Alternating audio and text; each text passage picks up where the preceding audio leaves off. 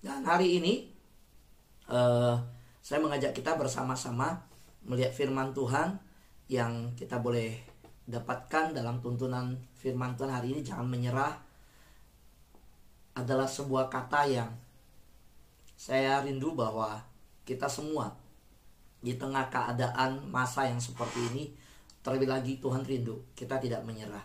Nah, firman Tuhan diambil dari 2 Tawarik pasal 16 ayat 9a yang berkata, karena mata Tuhan menjelajah seluruh bumi untuk melimpahkan kekuatannya kepada mereka yang bersungguh hati terhadap Dia.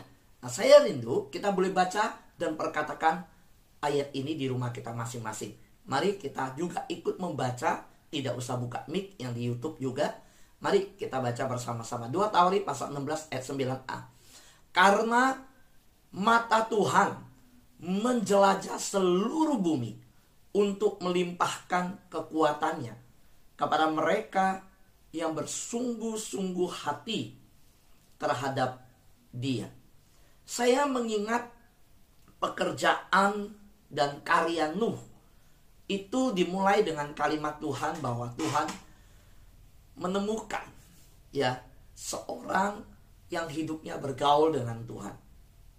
Seorang yang dimana ketika mata Tuhan menjelajah seluruh bumi, dan Tuhan dapatkan hanya pribadi ini dan juga keluarganya yang akhirnya dipakai Tuhan untuk karya Tuhan yang besar.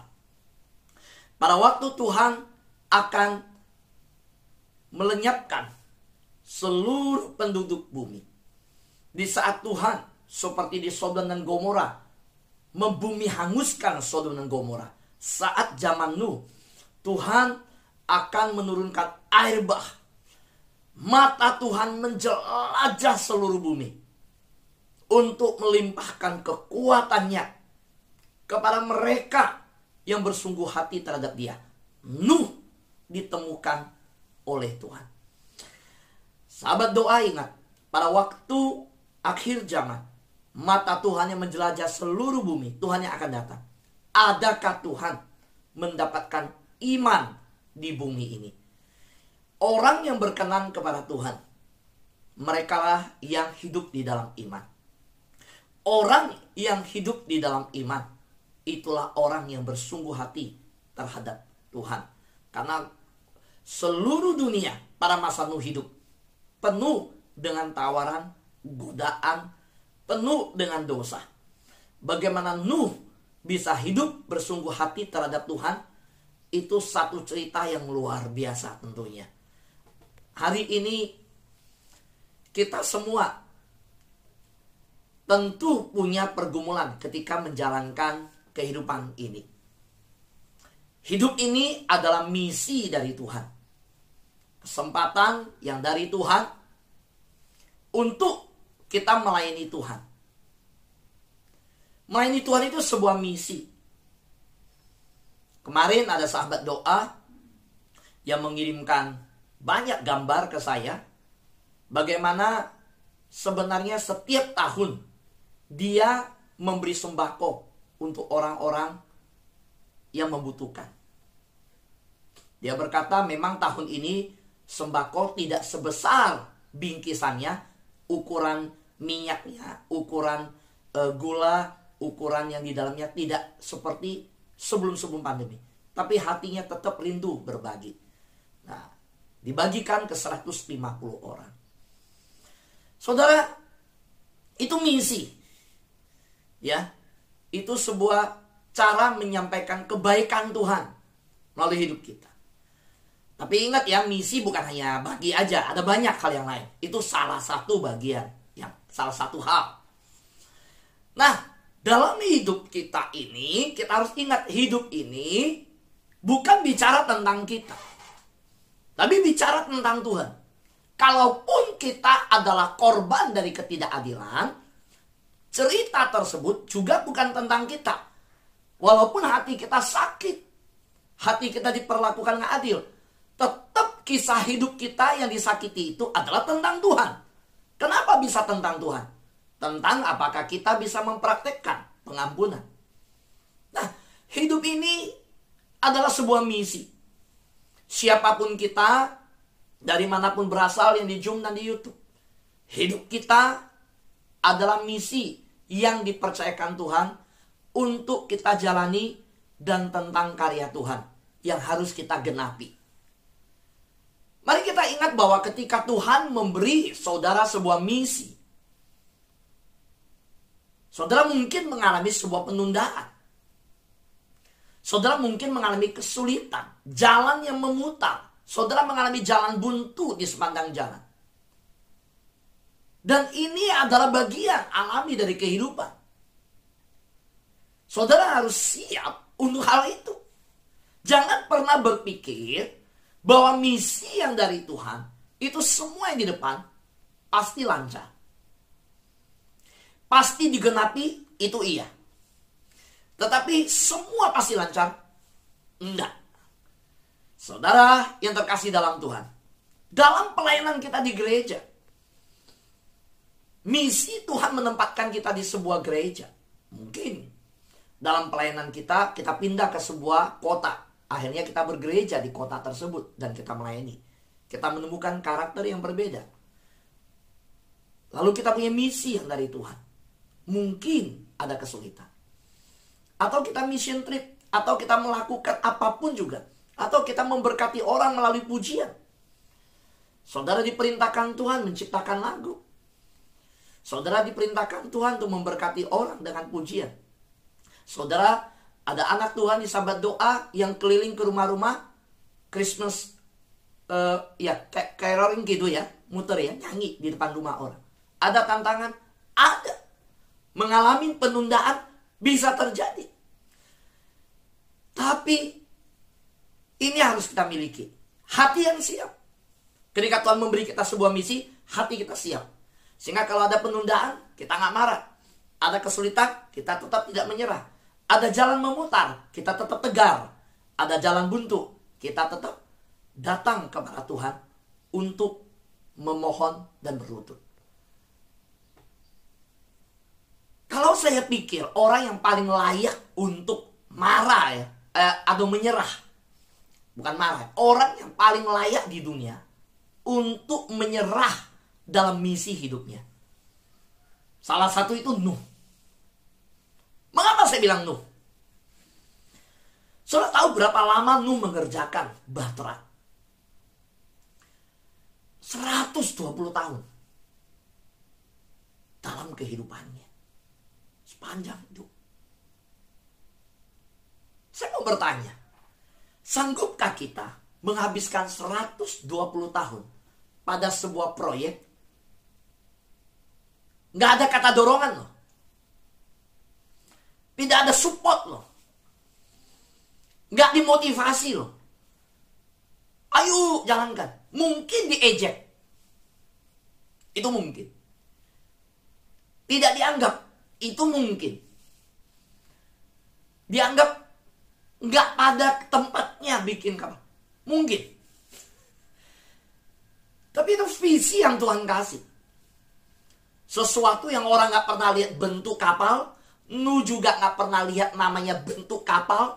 Gak pernah ke pantai lihat yang namanya bentuk kapal seperti apa. Dia taat aja, dia jalani. Jadi kalau mau bicara orang yang punya hak untuk menyerah, mungkin itu Nuh. Dengan tahun-tahun yang panjang dilewati, dengan hidup yang terambil hanya untuk satu proyek yang bukan populer. Nggak populer. Bukan dikenal orang.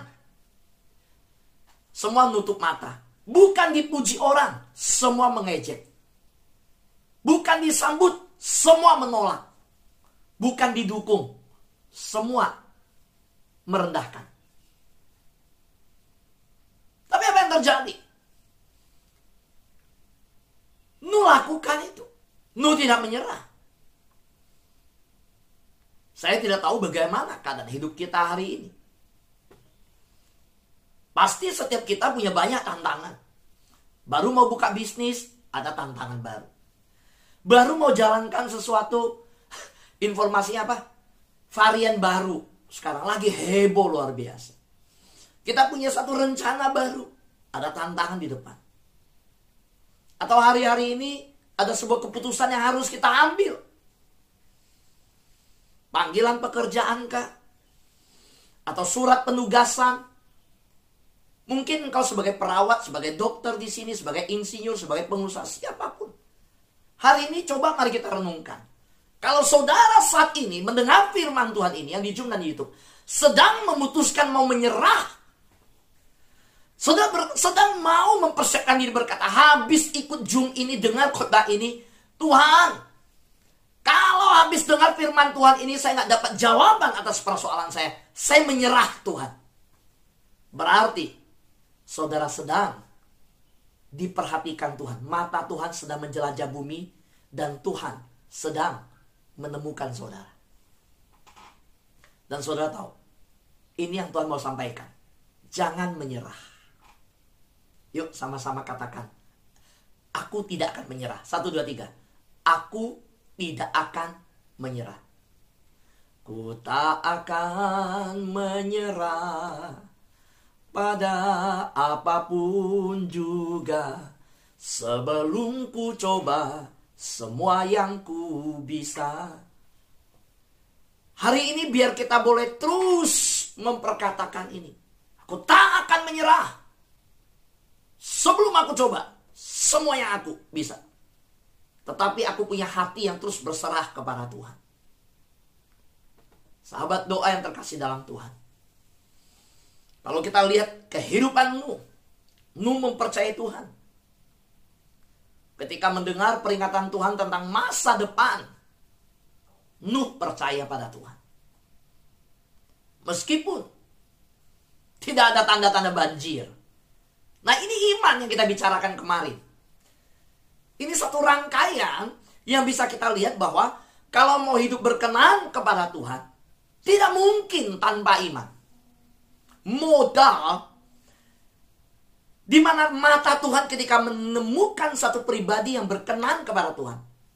Di pribadi itu ada namanya iman. Waktu ada orang yang sedang lumpuh, digotong, mereka membongkar genteng, menurunkan orang lumpuh tersebut. Apa yang terjadi? Tuhan berkata, iman. Tuhan memuji iman keempat orang tersebut. Pada waktu wanita yang pendarahan menjamah jubah Yesus, itu iman. Sahabat doa yang terkasih dalam Tuhan, apakah hari ini kita masih percaya masa depan yang diperingatkan Tuhan? Seperti Nuh mempercayai masa depan yang begitu jauh, jumlah tahun yang 120 tahun yang begitu luar biasa membuat sebuah kapal. 120 tahun. Dan Tuhan memberitahukan sesuatu di masa depan yang di masa sekarang itu nggak ada contohnya. Bikin kapal nggak ada contoh kapal. Bilang banjir, nggak pernah banjir. Kalau saat ini kita bilang, hati-hati ya. Nanti sore BMKG bilang Jakarta hujan lebat. Hati-hati banjir. Kita yang dengar, yang langsung percaya. Kenapa? Pernah banjir kok di Jakarta. Bahkan rumah kita pernah masuk air banjir. Nah kita lihat, iya. Tapi Nuh dulu gak pernah banjir. Tapi Nuh percaya masa depan yang diperingatkan oleh Tuhan. Dan hari ini, pertanyaan saya, siapakah di tempat ini yang percaya peringatan Tuhan mengenai masa depan? Yang percaya, boleh lambaikan tangan. Oh Pak Fu, tunggu dulu, peringatan apa ya? Tuhan memperingatkan bahwa di masa depan yang jelas Dia akan datang. Ingat bahwa kelahiran Yesus sudah digenapi. Seluruh perjanjian lama menubuatkan kelahiran Yesus, kematian Yesus, kebangkitan Yesus, kenaikan ke surga, pencurahan Roh Kudus, dan kedatangan kedua kali. Dari 6 hal yang dijanjikan dan dinubuatkan oleh perjanjian lama, 5 sudah digenapi. 5 sudah digenapi. Tinggal 1 hal, tinggal 1 lagi. Yang sudah digenapi 5 apa? Kelahiran, kematian, kebangkitan, kenaikan ke surga, pencurahan Roh Kudus. 1 lagi sisa yang akan digenapi. Kedatangan Tuhan. Ini peringatan tentang masa depan.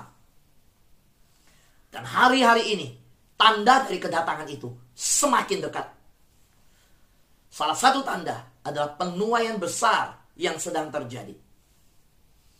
Kemarin di salah satu keluarga sahabat doa mengalami mujizat yang luar biasa.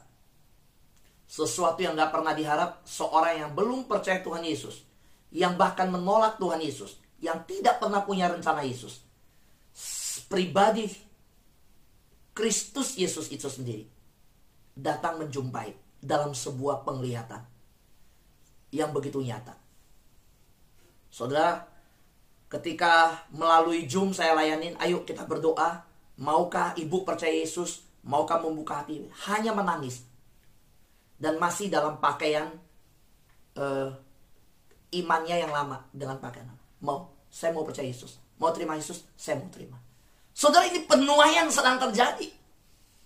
Nah, percayakah kita tentang peringatan yang akan datang? Kalau yang percaya, coba angkat tangan. Yang percaya, Tuhan memperingatkan masa depan. Percaya? Nah, kalau kita lambaikan tangan, kita bilang kita percaya, yang kata percaya itu sejalan dengan perbuatan. Saudara, saya percaya kita semua adalah orang-orang yang yakin akan peringatan Tuhan tentang masa depan. Dari mana saya tahu kita orang yang yakin? Karena kita bergaul dengan Tuhan. Kita membangun mesbah setiap hari. Kita doa fajar bersama-sama. Kita cari Tuhan setiap hari. Kenapa? Karena kita sedang mempersiapkan diri untuk menyambut kedatangan Tuhan. Dan saya percaya sahabat doa dan yang di YouTube semua adalah orang-orang yang sudah siap menyambut kedatangan Tuhan. Amin. Ya. Saudara yang terkasih dalam Tuhan, hari ini saya mau banyak menekankan di sini. Ingat, Tuhan sudah memperingatkan tentang masa depan. Bangunlah hidup yang bergaul dengan Tuhan, tertanam di hadirat Tuhan. Biar ada mesbah di keluarga kita. Saudara yang terkasih dalam Tuhan, satu hal, kalau Tuhan sudah peringatkan tentang di depan, jangan menyerah pada impian yang kita miliki. Kalau Tuhan berikan misi, kalau saya pakai bahasa Alkitab, misi dalam hidup kita yang Tuhan taruh, jangan menyerah. Saudara, jangan menyerah pada pernikahan saudara, jangan menyerah pada kesehatan saudara. Jangan menyerah, jangan menyerah. Hanya itu yang bisa saya sampaikan untuk saudara. Jangan menyerah terhadap pernikahan saudara. Saudara, kalau mau bicara menyerah, saya orang yang hampir mau menyerah. Kenapa hampir? Salah satu saya pakai mengenai Zoom. Apakah ada rasa lelah? Ada. Ada pergumulan dalam persiapan firman? Ada. Ada tantangan? Ada. Saudara, rasanya pingin nyerah? Nggak kuat ada. Tapi saudara, saya nggak tahu kapan Tuhan datang. Yang saya juga percaya bahwa mata Tuhan sedang melihat setiap saudara-saudara yang diberi kesempatan kita berjumpa. Setiap kali ketika saya mulai merasakan, aduh Tuhan, ada saat-saat dibangun di satu pagi yang saya merasa, aduh Tuhan masih belum cukup tidur saya. Capek banget Tuhan. Aduh, saya cuma panggil nama satu. Kalau saya udah Yesus tolong, udah gitu aja. Yesus, udah bangun langsung. Kadang-kadang capek banget. Ada hari yang rasanya pingin satu hari yang bisa nggak ya saya nggak cuti loh, nggak ikut, nggak bisa saudara. Yang Tuhan taruhkan adalah kesempatan melayani yang begitu besar, yang ujung-ujung bumi sekarang ada di depan layar. Ini adalah kesempatan untuk memberitahukan tentang anugerah, mengajarkan tentang Tuhan. Jangan menyerah. Sahabat doa yang terkasih dalam Tuhan, karena itu kalau hari ini pernikahan saudara ada yang digoncang, kesehatan saudara tergoncang, ekonomi saudara tergoncang, karir saudara tergoncang, saudara punya mimpi atas keluarga saudara, mimpi atas pasanganmu yang kembali kepadamu, saudara punya harapan, impian bahwa saudara hidup dalam kesehatan yang diberikan Tuhan untuk bisa melayani, Saudara punya impian tentang usaha yang saudara kerjakan, melalui usaha itu untuk melayani Tuhan, jangan menyerah. Bisa jadi kalau kita renungkan tentang Nuh, bisa jadi ada hari di mana Nuh tidak ingin pergi. Rasanya, aduh udah hari ini gak usah kerjakan bahtera dulu. Tapi kita tahu, Alkitab mencatat bahwa Nuh kalau dihitung 43.800 hari dia kerjakan. Nuh tidak menyerah. Karena itu saya tidak tahu dengan rinci semua masalah kita satu persatu. Memang di saat-saat ketika Zoom akan dimulai ada pesan-pesan masuk untuk didoakan. Dan sebelum bawakan firman saya mendoakan.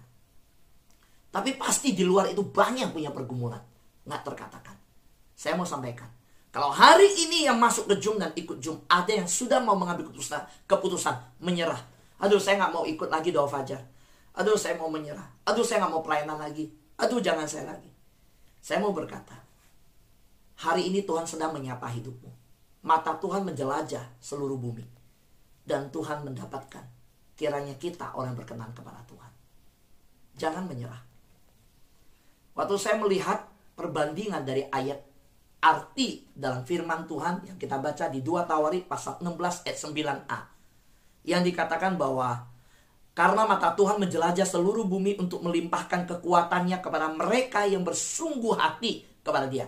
Melimpahkan kekuatan kepada mereka yang bersungguh hati. Nah, mereka yang bersungguh hati ini, kata bersungguh-sungguh hati ini, saya lihat di terjemahan yang lain. Yang pertama, itu artinya berpaut sepenuh hati kepada Tuhan. Itu arti bersungguh-sungguh hati. Arti yang kedua adalah hatinya sungguh-sungguh tulus terhadap Tuhan. Yang ketiga, hatinya itu setia kepada Tuhan. Jadi ketika mata Tuhan menjelajah menemukan orang yang bersungguh hati kepada Tuhan, orang yang bersungguh hati itu diungkapkan adalah orang sepenuh hati kepada Tuhan, terhadap Tuhan. Nah, saudara bisa lihat itu di Nuh. Nuh adalah orang yang sepenuh hati. Arti yang kedua adalah hatinya sungguh tulus terhadap Tuhan. Nah, Nuh itu tulus. Nggak ada cari keuntungan di dalam seluruh pengerjaan bahtera yang dilakukan. Nuh itu apa? Yang ketiga artinya setia kepada Tuhan. Adakah kita yang di YouTube dan di Zoom hari ini adalah orang-orang yang berpaut sepenuh hati kepada Tuhan? Itu yang Tuhan mau. Tuhan cari orang seperti itu di dunia. Tuhan cari orang yang tulus hati. Tuhan cari orang yang setia kepada Dia. Itu artinya. Saudara yang terkasihan Tuhan, hari ini Tuhanlah yang mengatur masa depan kita. Tuhan sudah menulis bab yang terakhir dari hidup saudara. Hari ini saya nggak tahu kita sampai bab berapa. Kalau ibarat hidup kita sebuah buku ini kita nggak tahu hidup kita di bab yang keberapa. Tapi saya mau sampaikan, bab yang terakhir itu sudah ditulis Tuhan. Dan saudara, karena bab terakhir itu sudah ditulis Tuhan, ya, Anda belum membacanya. Dan Tuhan sudah mengaturnya. Karena itu yang saya harapkan adalah jangan menyerah. Jalanin sampai bab terakhir. Tuhan mencari orang-orang berkomitmen kepada Tuhan, yang tulus, yang berpaut hatinya kepada Tuhan, yang setia. Tuhan mencari orang-orang yang di mana rencananya itu terlaksana, seperti Nuh, yang bisa melaksanakan rencana Tuhan. Kalau saudara mau diberkati Tuhan, jujur saya mau katakan, kalau saudara hidup saudara mau diberkati Tuhan, orang seperti apa yang diberkati Tuhan? Orang yang mencari Tuhan dengan berkomitmen, yang bergaul dengan Tuhan, yang melakukan rencana Tuhan dengan sungguh-sungguh, dengan tulus hati. Itu yang Tuhan cari. Tuhan turunkan berkat untuk orang-orang demikian. Dari mana keahlian Nuh bisa bikin sebuah kapal begitu hebat? Karena Karena dia diberkati Tuhan mengerjakannya. Dia punya nilai komitmen. Dia mau menjalankan rencana Tuhan. Maka dia diberkati. Membuat sebuah sejarah kapal sampai hari ini. Tidak ada yang bisa menandingi. Cuma satu keluarga yang kerjakan. Nah saudara mau diberkati Tuhan? Kalau mau diberkati Tuhan, Tuhan cari orang yang diberkati dengan syarat ada orang-orang berkomitmen yang menjalankan rencana Tuhan. Nah, marilah kita hari ini ambil sebuah keputusan. Tuhan, saya gak mau menyerah. Renungkan yuk sama-sama. Apakah saudara ingin menjadi salah satu dari orang-orang diberkati? Jadilah orang yang menjalankan rencana Tuhan. Jangan menyerah. Inilah tema firman Tuhan hari ini. Inilah tuntunan Tuhan. Kalau saudara mau diberkati, jangan menyerah. Dengan komitmen saudara, mengiring Tuhan. Jangan menyerah dalam misi Tuhan. Ada proyek Tuhan untuk hidup saudara. Ada yang Tuhan percayakan di komunitas sahabat doa. Saudara bukan kebetulan ada di sini. Kita semua ada di sahabat doa. Mengerjakan proyeknya Tuhan. Dan yuk kita bergandengan tangan. Ketika kita tidak menyerah, kita akan melihat di sahabat doa. Terjadi penuaian besar. Terjadi mujizat Tuhan. Amin. Tuhan berkati kita semua. Haleluya.